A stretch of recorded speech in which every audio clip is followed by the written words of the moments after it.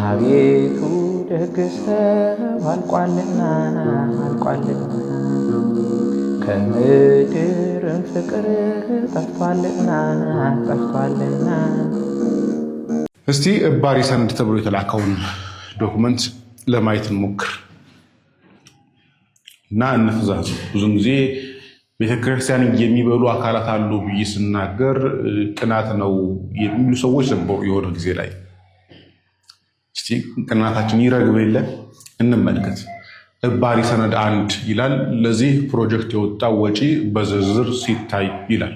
አንደኛ ለቲክቶከሮች፣ ለዩቲዩበሮች፣ ለመርሃ ግብር መሪ የ3 ቀናት አበል ለ14 ሰዎች ሲባዛ በ150 ሺህ ድምር 2.1 ሚሊዮን። የአንድ ቲክቶከር በልዩ ክፍያ አበል ብር 100 ሺህ ብር። ለአንድ ቲክቶከር በልዩ አበል 100 ሺህ ብር። አጠቃላይ ለ3 ቀናት ከላይ የተሰጠውን ቅድመ ክፍያ አበል የወጣ 2.2 ሚሊዮን ብር።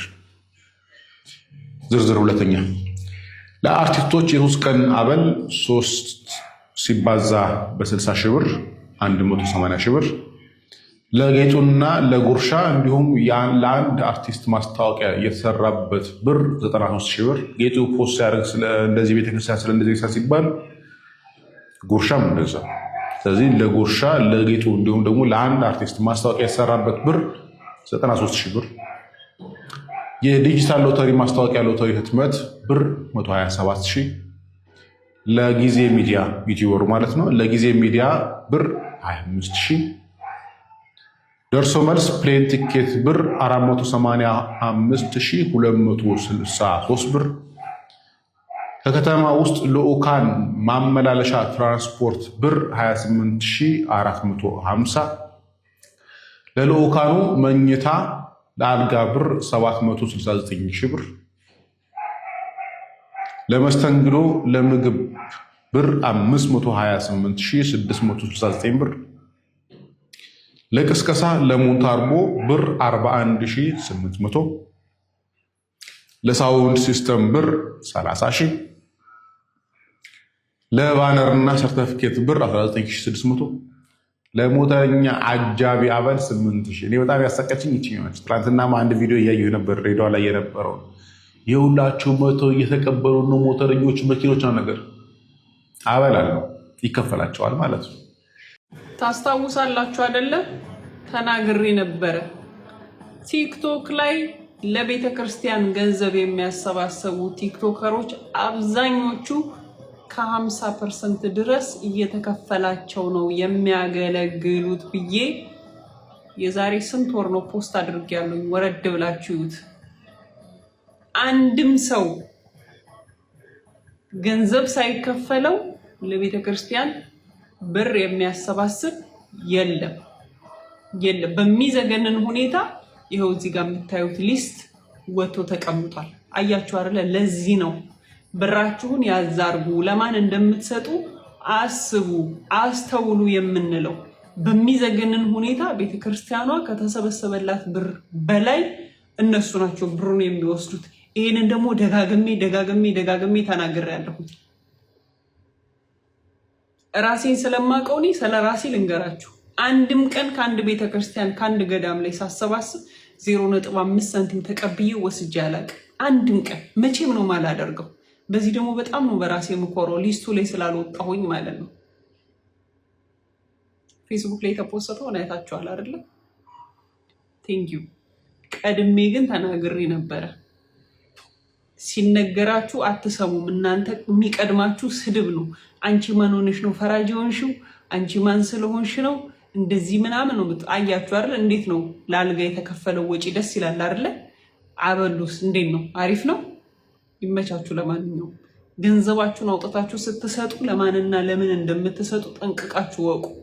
በጣም ትልቁ ችግር አለ ብዬ ደግሞ የማስበው ለነዚህ ቲክቶከሮችም ሆነ ዩቲዩበሮች ለቤተ ክርስቲያን ተብሎ ገንዘብ ሲሰበሰብ የዚህን ያህል ብር ምዥርጥ አድርጋችሁ እያወጣችሁ የምትከፍሉ አካላት እናንተንም ከነሱ ላይ ይቻላያችሁ።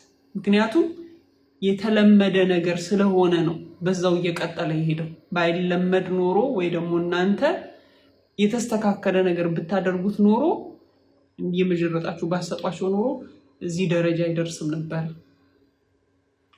ወንጌላውያኑ ተገፍተው፣ ሰባኪያኑ ተገፍተው፣ መምህራኑ ተገፍተው እንዴት ነው ጩሉሌ አርቲስትና ጩሉሌ ቲክቶከር መጥቶ በቀን 100,000 ብር አበል የሚያገኘው? ያማል። ከአዲስ አበባ ተነስቶ ድሬዳዋ ሆነው ሐዋሳ ጉባኤ ቢጠሩ ዋይኖት ያልገለና አይከፈላቸውም? ለምን የምግብ አይከፈላቸውም? ምን ችግር አለ?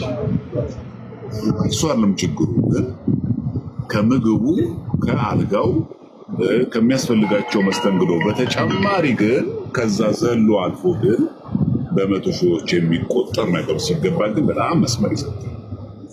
4,000 ብር 5,000 ብር መክፈል አቅቶኛል የሚል የቤተ ክርስቲያን አለቃ ለአንድ አውደልዳይ ያውም 2-3 ሆኖ መጥተው የሚዳሩ በያዙበት ሆቴል የሚርመጠመጡ ጠጪ ሰካራሞች አራያ እንኳን የማይሆኑ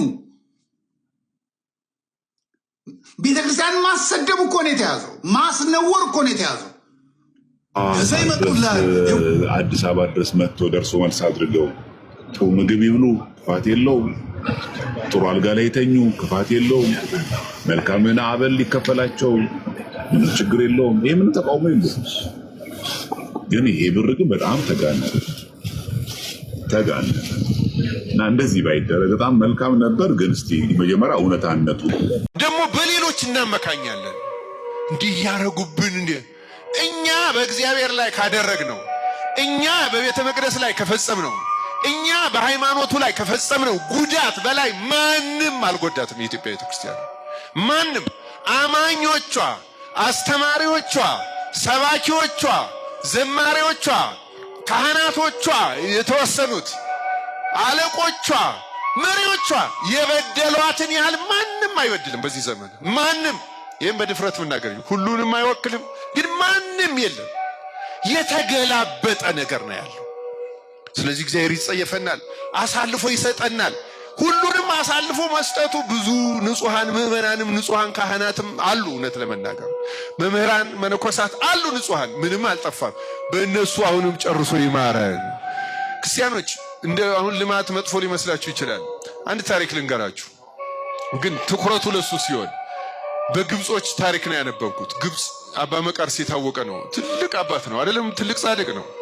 እና አባ መቃርስ ገዳም ብዙ ቃል ኪዳን ገብቶለታል እግዚአብሔር።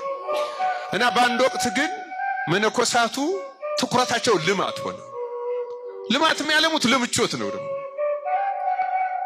እና ለጸሎት ቸልተኛ በተባረደ ስሜት የሌሊቱን ጸሎትም ያው ሲነጋ ይደርሳል፣ የት እንሄዳለን እዚሁ ነው የምንሆነው ብለው ሲነጋጋ ነው የሚያደርጉት። ተውት ይላል። እና በጣም የሚገርም ነው። የሰማዕታቱን ቅድምም ስለነገርኳችሁ ቅድሚያ እንዴት እንደሚሰጠው እና ጌታ በሰማይ ላሉ ቅዱሳን በተለይ ከዚያ ገዳም ጋር ለተገናኙት ገለጸላቸው እና አጠፋዋለሁ አለ ጌታ። በሁለት ምክንያት ነው የወቀሳቸው ገዳማቱን። አንደኛ ልማትና ምቾት ይወዳሉ፣ ሁለተኛ ለጸሎት አይተጉም። ለጸሎት አይተጉም፣ ለልማትና ለምቾት ግን ጎበዞች ናቸው። ስለዚህ ገዳሙን አጠፋዋለሁ አለ እና የገዳሙ መስራች ያ ቅዱስ አባ መቃርስ መጥቶ ጌታ ለመነው ወድቆ፣ ጌታ ሆይ ቃል ኪዳን ገብተህልኝ ሞል ለምንድን ነው ገዳሙን የምታጠፋው? ማሪ ይቅር በል ስለገባህልኝ ቃል ኪዳን በዚያ ስለወጡት ቅዱሳን ስለ ብዙዎቹ ብለህ ማሪ ይቅር በል አለ። ቃል ኪዳን የገባውልህ ልጆችህም በሕግና በስርዓት ቢሄዱ ነው። አሁን ግን በሕግ በስርዓት ቃል ኪዳን የሚሰራው ሕግ ስራ ለሚጠብቅ ነው። ክርስቲያኖች ሚዲያ ላይ የተለጠፈ ነገር አይተን ደብዳቤውን በደምብ ሳናጣራ እዛው ሲዳማ ሀገረ ስብከት ያለውን ጉዳዩን እዛ ከከፈሉ ሰዎች ማን እንደጠየቃቸውና ምን ያክል ለከፈሉ አጥርተን ብናወራ የተሻለ ይመስለኛል። እኔ እንደዚህ ነው የሚሻለኝ እንጂ ሚዲያ ላይ አውርቼ ዝም ብዬ መናገር የለብኝም። የተጨበጠ መረጃ ነው። ደግሞ ሀገረ ስብከቱ ደግሞ እኛ ያለንበት ስለሆነ የሚከብድ አይደለም። እንደዛ አይመስላችሁ?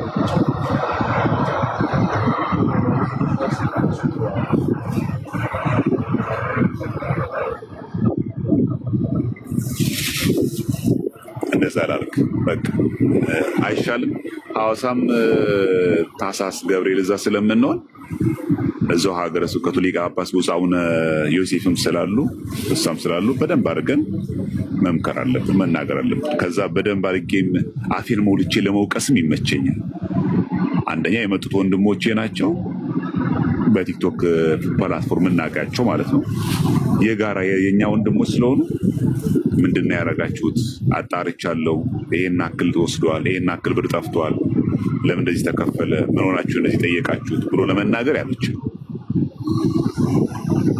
እሺ፣ ስለዚህ አጥርቶ መናገር እንድንመድካው ልክ እንዲህ ሲፈጠር ሁሉ ጊዜ ከሀገረ ስብከቱ መጀመሪያ ተከፍሏል ወይስ ፌክ ደብዳቤ ነው? እውነተኛ ደብዳቤ ከሆነ ደግሞ ይህን የተቀበሉት እነማን ናቸው? ማን ይህን ያስተባበሩ? ለምን እንደዚህ ያደርጋሉ ብሎ መጀመሪያ ወንድሞች መጠየቅ ተገቢ ነው። ፈለገ ሰርቋል ነው ለእናንተ የተባለ የተወራው። አይ ይህንንም ግን አድርጓል ሰው እንደዚህ አይሏቸው። ለምን መሰላችሁ? የእነዚህ ሰዎች ኢንቴንሽን ፍትህ ማግኘት ሳይሆን ስም ማጥፋት ነው። የኔ ተወዳጆች በምንም ተአምር እና የእናንተን ውድቀት ለሚመኝ ሰው ውድቀታችሁን እናንተ አታፋጥኑለት። ላችሁ የፈለኩት ምንድነው መሰላችሁ? ዙሪያችሁ ያሉ ሰዎች በአጠቃላይ እናንተን ለመጣል ጥረት ሲያደርጉ እናንተ በተቃራኒው ቀና ብላችሁ አሳፍሯቸው። ሰው ላይ ክፉ ማድረግ ክርስቶስም አላስተማረንም። አሁን እኔ እናንተናም እንደዚህ ያደርገዋል እናንተና እንደዚህ ወጥቷል ለምን እላለሁ? እኔ ክርስቲያን ነኝ፣ በአንገቴ ማተብ ያሰርኩ ክርስቲያን ነኝ። እኔ ክርስቲያን ነኝ የምለው ደግሞ በተግባር ነው። ፈለገ አትናቴዎስ እንደዚህ ያደርጓል፣ ፈለገ አትናቴዎስ 180 ሺህ ብር በአካውንት ልከንለት ጠፍቷል፣ ፈለገ አትናቴዎስ ሴት ይዞ እንደዚህ ያደርጓል የምትሉ ሰዎች ማስረጃ ካላችሁ አቅራቢያችሁ ያለ ፖሊስ ጣቢያ ሄዳችሁ ከሰሱ። ከዛ ጉዳዩን በፍርድ ቤት አስይዙ እና እኔን በአካል ለማየት የታደላችሁ ሰዎች ትሆናላችሁ። ከዛ በኋላ ፍርድ ቤት እመጣለሁ፣ እንገናኛለን፣ በአካል እንገናኛለን። ከዛ ውጪ ግን አጉል ኒክሽኒክ አስፈላጊ አይደለም። ደጋግሜ ብያችኋለሁ። እኔ ስለ እውነት ነው የምላችሁ፣ ቆዳዬ ጠንካራ ነው። ለጠላቶቼ በቀላሉ ማልበገር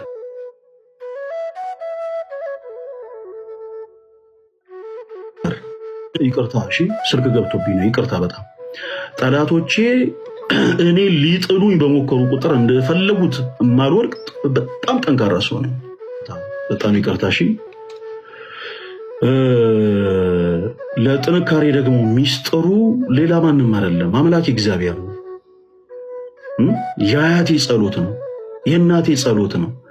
የእናንተ የምትወዱኝ ክርስቲያኖቶች ወንድሞች ጸሎትና ምርቃት ነው። ሌላ ምንም አይነት ነገር የለውም። በቀላሉ ምወድቅ ሰው አይደለሁም። እናንተ ልትቆፍሩት የሞከራችሁትን ጉድጓድ ላይ ልወድቅ የምሞክር ሰው አይደለሁም በፍጹም። ደከመኝ፣ እናም ሶሻል ሚዲያ ላቁም ነው። እስከዚህ ድረስ ነው መሰለኝ ፈጣሪም የፈቀደው። ይሄ የኔ ውሳኔ የተወሰኑትን ሊያስደስት የተወሰኑትን ሊያሳዝን ይችላል። ለኔ ግን እረፍት ነው። እውነት ነው ምላችሁ ደከመኝ፣ እናም ልሰናበታችሁ ነው። ከሶሻል ሚዲያ ሊርቅ ነው ብላችሁ ዳንኪራ ስትደልቁ የነበራችሁ ሰዎች ተረጋጉ። እኔ ፈለገ አትናቴዎስ በምንም ተአምር ከአገልግሎት አልርቅም። አንድ ነገር ልበላችሁ፣ ጦርነት የሄደ ፈረስ ለሰርገኞች የተተኮሰ ጥይት አያስደነግጡም። ይሰማል፣ እዛ ሰፈር ይሰማል። ጦርነት የዘመተ ፈረስ ለሰርገኞች የተተኮሰ ጥይት አያስደነግጡም። አሁን እናንተ ካመጣችሁት ፈተና የበለጠ በጣም ብዙ ፈተናዎችን ያለፍኩ ሰው ነኝ እኔ። ስለዚህ በሆኑ ሰዎች አመለካከት የተፈጠረን የሆነ ነገር ወይ ደግሞ የተለጠፈብን የሆነ ስም ተመልክተን ከአገልግሎት የምንርቅ አይነት ሰዎች አይደለንም። እሺ፣ ከአገልግሎት የምንርቅ ሰዎች አይደለንም። እንደዚህ በፍጹም እንዳታስቡ። እስከ መጨረሻው አቀታ ድረስ ይኸውላችሁ፣ እንዴት መሰላችሁ? እስክትዝሉ ድረስ ነው መጋፈጣችሁ። ይሄንን መልእክት እኔን ለሚጠሉ ሰዎች አድርሷል፣ ለሁሉም አድርሱላቸው እስክትዝሉ ድረስ። ከዚህ በፊት ሶሻል ሚዲያ ላይ ምን አይነት እንቅስቃሴ ሲደረግ እንደነበር እናንተ ታስታውሳላችሁ። የዛሉት እነሱ እንጂ እኔ አይደለሁም። እኔ ጠንካራ ሁኜ ሳይሆን እግዚአብሔር የተመሰገነ ይሁን፣ እግዚአብሔር ከኔ ጋር ስላለ ነው። በእውነት በዚህ አጋጣሚ አምላካችን እግዚአብሔር ከምድር መሃል እስከ አርያም ጫፍ ስሙ የተመሰገነ ይሁን እና አገልግሎቱም አላቆምም። ቲክቶከሮችን በተመለከተ እነ ያያ ዘልደታ ቤተክርስቲያን ላይ በጣም አደገኛ ቁማር እየቆመሩ እንደሆነ ያው አሁን ሚስጥራቸው እየወጣ ነው ያለው። እነ ደምረውን ጨምሮ ደምረውና ያያ ፈለገ አትናቴዎስ እናንተ የቤተክርስቲያንን ገንዘብ እየበላችሁ ነው። ያሳዝናል። ወደ 6 ሚሊዮን ብር ከአንድ ቤተክርስቲያን ብቻ 6 ሚሊዮን 4 ሚሊዮን ለነሱ አበል የሚከፈለው። እግዚአብሔር መርዝ ያርግባችሁ። እግዚአብሔር መርዝ ያርግባችሁ። ይሄ ከቤተክርስቲያን ላይ የምትመዘብሩትን ገንዘብ እግዚአብሔር መርዝ ያርግባችሁ። ፈለገማ ጭራሽ በአካውንቱ ሁሉ ይገባለታል። የቤተክርስቲያን ገንዘብ በአካውንቱ ሁሉ ይገባለታል። የቤተክርስቲያን አካውንት እያለ ወደ እሱ አካውንት ነው ጭራሽ ገንዘቡ ራሱ የሚገባው። ኩላሊትህን አሳጥብበት፣ ጉበትህን ኩላሊትህን አሳጥብበት። የቤተክርስቲያንን ገንዘብ በልተ መቼም በሰላም አትኖራትም። እግዚአብሔር ይፍረድባችሁ። ያያ ዘልደታ ፈለገ ምናምን ደምረው የምትባሉ ብዙ ናችሁ። ሎዛ ሚዲያ የምትባሉ አዎ፣ በሽታ ወደ ቤታችሁ ይግባ። ያሳዝናል ግን በጣም 100 ሺህ ብር በቀን የሚከፈላቸው 100 ሺህ ብር ኢትዮጵያ ምድር ላይ ስንቱ የሚበላ ነገር አጥቶ የሚሰቃይበት ምድር ላይ ለቲክቶከሮች ቤተክርስቲያን በቀን 100 ሺህ ብር ነው የምትከፍለው። መንግስት ራሱ የለህም። መንግስት ለምንድን ነው ግብር ማታስከፍላቸው? የመንግስት አካላት ለምንድን ነው ግብር ማታስከፍሉት? እነዚህ ቲክቶከሮችን ከቤተክርስቲያን በቀን 100 ሺህ ብር ክፍያ የሚቀበሉትን ፔመንት ያላቸውን መርዝ ይሁንባችሁ። እናንተ የቤተክርስቲያንን ካዝና የምታራቁቱ ታማችሁ በበሽታ አውጡት። ደም ይሁንባችሁ። የቤተክርስቲያን ገንዘብ የድሃው ገንዘብ መቅሰፍት ይሁንባችሁ። ሌላ ምንም ነገር ማለት አንችልም።